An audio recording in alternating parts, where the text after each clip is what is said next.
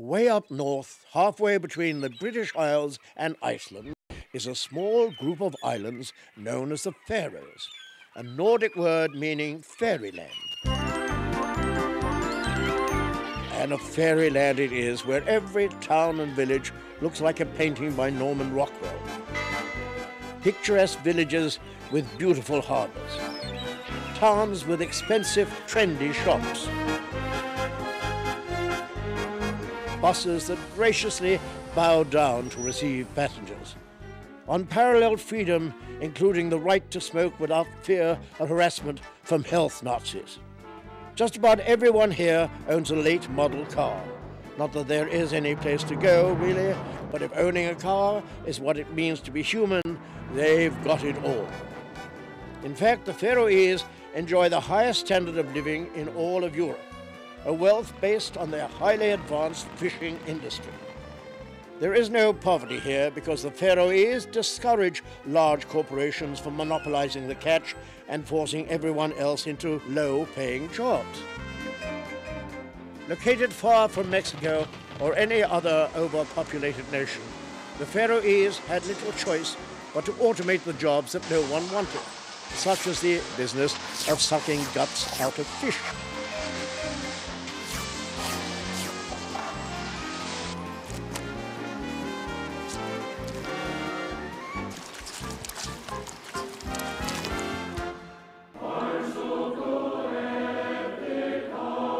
But for one small ethical indiscretion, this is as near to a utopian society one is likely to find on planet Earth.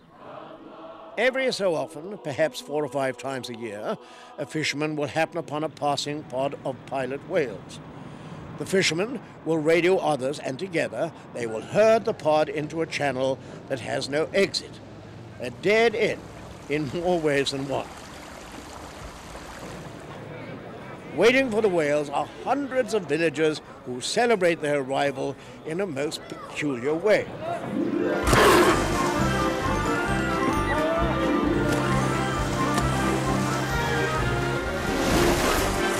Fun is had by all the villagers as they hack to death every last member of the pod. Mothers and pups aren't spared, eliminating any possibility of population recovery. Pod by pod, they are killing off the entire species. And why? I think it's beautiful. I know, powerful, and the sea is red, and it's... yeah. And once the whales are beached, the people on the shore will go to the whales and cut the spinal cord and kill them in that way. It's a spectacular sight. I don't see the pigs and the cows that I eat getting killed. It's just the same.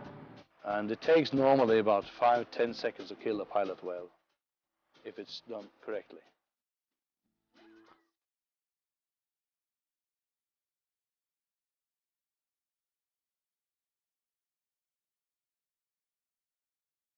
It's been 25 years since Paul Watson started trying to save whales. He's rammed ships, he's been rammed, he's been depth charged, he's been beaten by mobs, and all that time, he hasn't given up. Now he's heading out to the Faroe Islands, where one of the most barbaric whale kills of all, anywhere in the world, takes place every year. We had 30 journalists on board, both press and TV. For most, this was their first time at sea.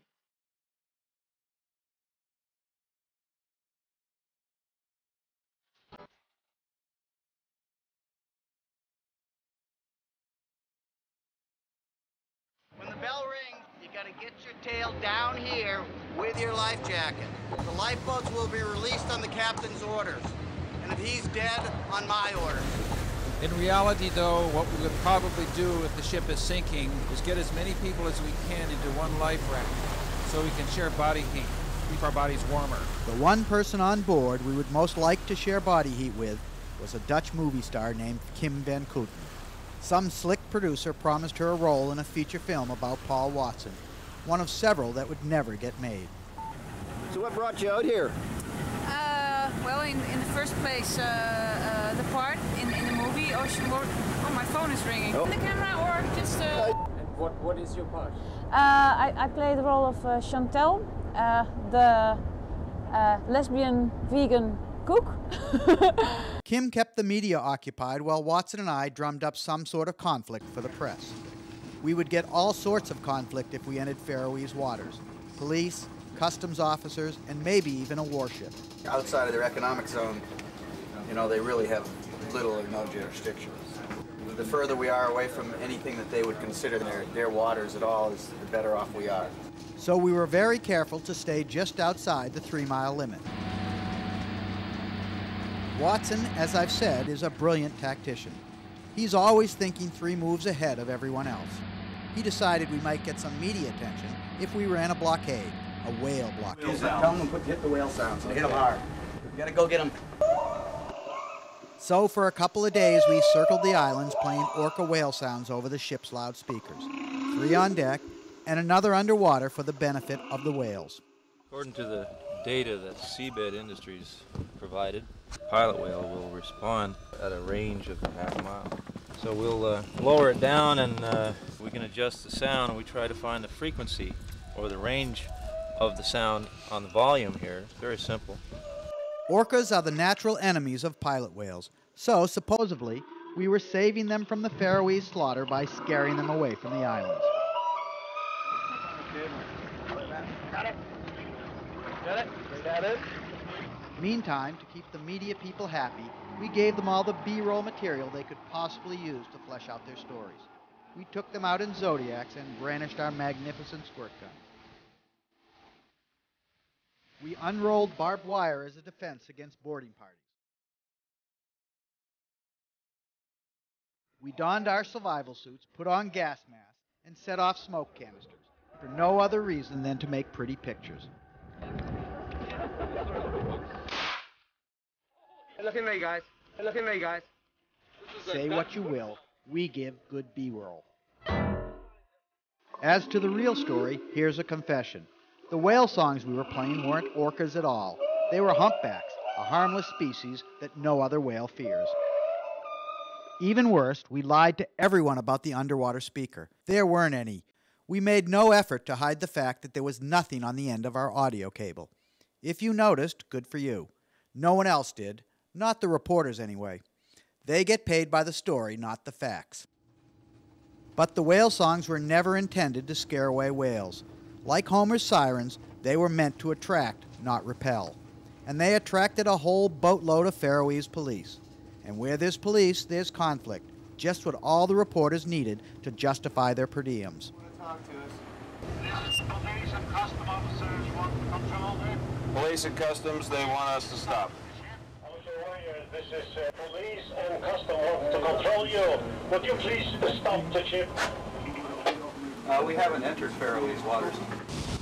Please stop the ship. Watson will never raise his voice to the opposition, at least not when cameras are around, which is pretty much always. We want you to stop now. We will stop when we enter Faroese waters. You have crossed the 3-mile limit. Over.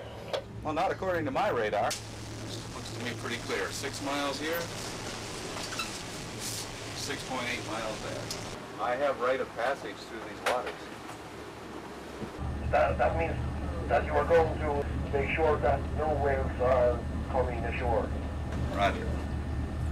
How good is your device?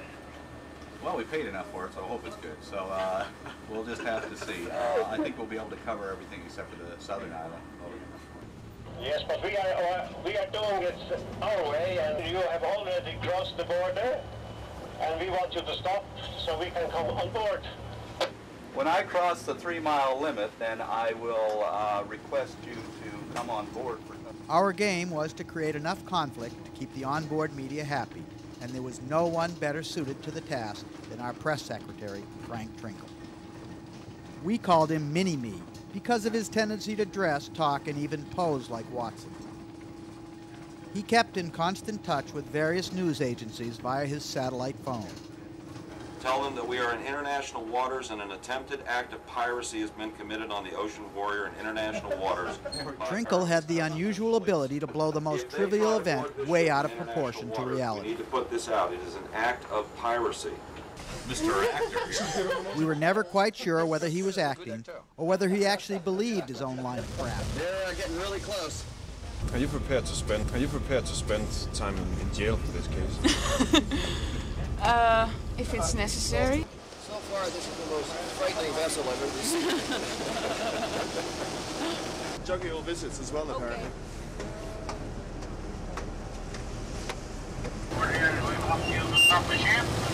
Police boat, this is Ocean Warrior. Hoping to piss them off, Watson slowed the ship, allowing the police to come alongside, then turned down their request to board. Don't let him on. Don't let them on? No. They're coming on board. You do not have our permission to board. We are not your water. Get everybody in their defense positions. You want them off? Off. Take them off! Get them off! One of our more enthusiastic volunteers thought it might be fun to blast the cops with a water cannon, getting us all shot up in the process. Hey, don't look like you're going to use that thing. Stupid shit. All right. Introduce you to Captain Paul Watson. I've got a statement here from our clients, so we're going to play that on the loudspeaker. Watson was hoping the cops would board with weapons drawn, which, because we were in international waters, would force State Department involvement along with global news coverage. But that didn't happen. The Faroese police, recognizing a media trap, wisely and politely backed off. Your police and customs boat just tried a forced boarding. They were not allowed on our vessel, but we consider a forced boarding an act of piracy on international waters in an area where we have free right of passage. If we go inside of 3 miles, we'll request customs clearance and we'll be happy to speak with them. Watson had good reason to expect the police to board with guns drawn. Oh yeah, well last time we were here they shot at us. I had a bullet miss me by 3 inches. I still have the piece of bullet. It was a fiberglass tear gas bullet. Kimmy, our Dutch movie star, didn't sign on to get arrested and was tremendously relieved to see the police race away.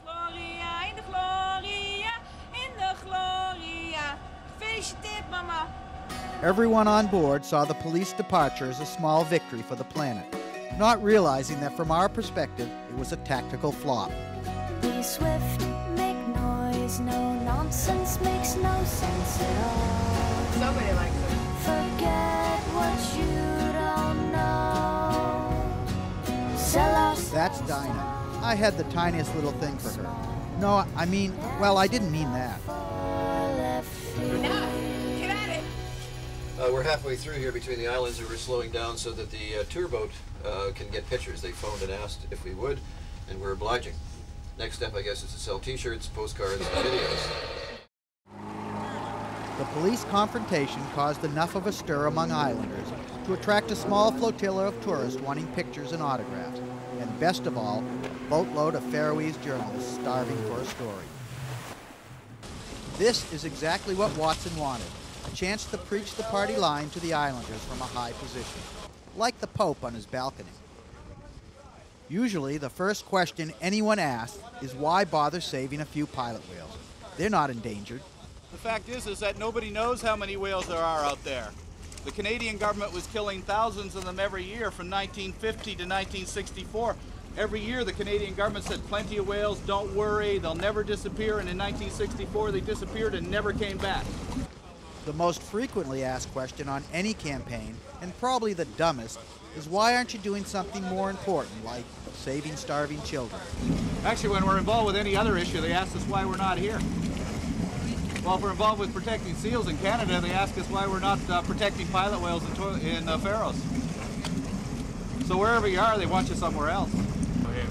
Well, certainly I like to see the end of this hunt in my lifetime. There's no reason for it to continue to carry on. It is the largest whale hunt. This is the 21st century. Let's get it over and done with. You can't appeal to people's sense of morality when they don't have any. I find that the torturing of animals and the deriving of pleasure from that torture is an immoral action, yes. And it's also immoral to feed poison to your children. This remark won the day, in my opinion. It referred to a scientific study conducted by the Faroese themselves, linking the high mercury content of whale meat to the diminished mental capacity of their children. The Faroese journalist, realizing that Watson wasn't quite the raving Looney Tune they expected, thought it might be a good idea to escort some of our onboard press back to shore with them, so our side could get a look at their side. Don't forget the cyanide tablet! Not too surprisingly, there was not a whole lot of sympathy for our cause. I think most of the Faroese people share the view that Paul Watson is a bit of a psychopath. In other countries, people eat pig, sheep, everything. That's how people survive. It's an old tradition, and we, through many years, many 100 years, has been a tradition for hundreds of years. No, tradition. Tradition. Tradition. Well, you know, for a long time, cannibalism was traditional. It's fine that he likes the whales and so on, but they are not human, they are whales. Watson will do just about anything to save whales short of violence. On Watson's ship, Martin Luther King is God and non-violence is the law. But with that exception, anything goes. During the night, Watson did something naughty. He slipped inside the 3-mile limit and stopped the ship about a half-mile from shore.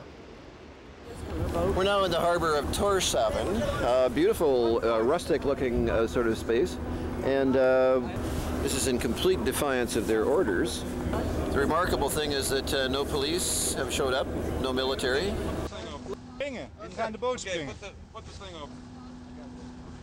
We have several people who have decided they're going to go in and get themselves arrested. Everybody sit down and stay put. You will tip over. And the people who are going to go ashore face a night in jail, if not possibly 6 months. We'll see what happens from here.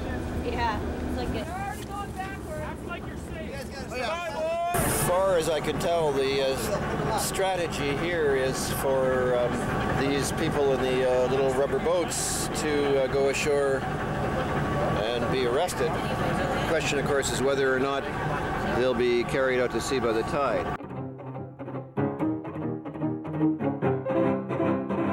The idea, of course, was to create a bit of civil disobedience for the cameras. We knew the Faroese police would confiscate our boats. We've lost boats that way before, so we sent our volunteers off in cheap motorless pool toys called rubber duckies, a couple $100 at Costco. But they made it to shore without incident, met by a mass of cameras. An island reporter with a mind like Trinkle's called it the first invasion of the Faroes since World War II. Please stop the whale kill. Ho, ho. Ooh. Frank Trinkle and the others were arrested and put on a ferry back to the Shetlands, where this campaign began.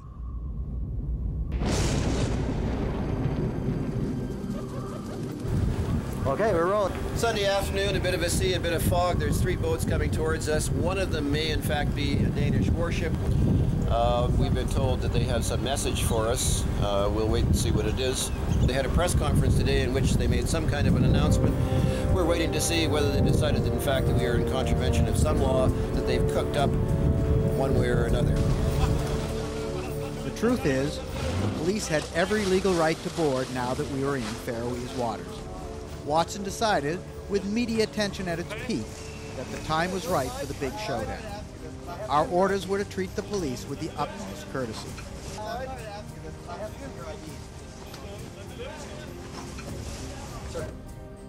Okay. Thank you very much. Captain's up on the bridge.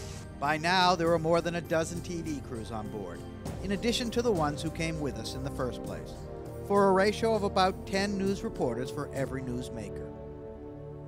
I'm reading an incitement to you. Incitement? Yeah. What's that? In every campaign, there is a moment of truth, and this was one of those moments. Family name, Watson. First name, Paul Franklin. Place of birth and nationality, Canadian, is hereby charged for violating the section 16, in brackets 2, number 4, and section 6, brackets 1, subsection 2, number 4 of the section 16, subsection 1, confers section 2, subsection 1, number 5, 6, and 7. And this is the third one, which will be the first time I'll read it. Section 16, subsection 2, number 4 of section 16, subsection 1, number 5, 6 and 7 of the Act of Faroe Islands confer the 1982 United Nations Conventions on the Law of the Sea, Article 25. Brackets 1 and so on and so forth. I don't know if you want me to read them all to you. No, okay. Anyway, you're going to charge me again tomorrow? The Danish authorities could read charges all day long, but there wasn't much they could do beyond that, with so many people watching through so many lenses of so many cameras. I'm sure it wasn't the spectacle of one Canadian reporter ready for just about anything they could throw at us that caused the Danish authorities to hold back. It was in fact the presence of so many cameras on board. But there was no confrontation, no blood, no tears, and most importantly, no whales were killed. I'm Bob Hunter in the Northeast Atlantic for City Pulse tonight. Our presence and the threat of direct confrontation brought the whale season to a close without any whales killed. The slaughter isn't over, but it's down by 90%, in part because of world awareness, which we helped engineer, but more because of the high mercury content of whale meat is causing permanent brain damage to the Faroese children, a fact revealed by their very own study.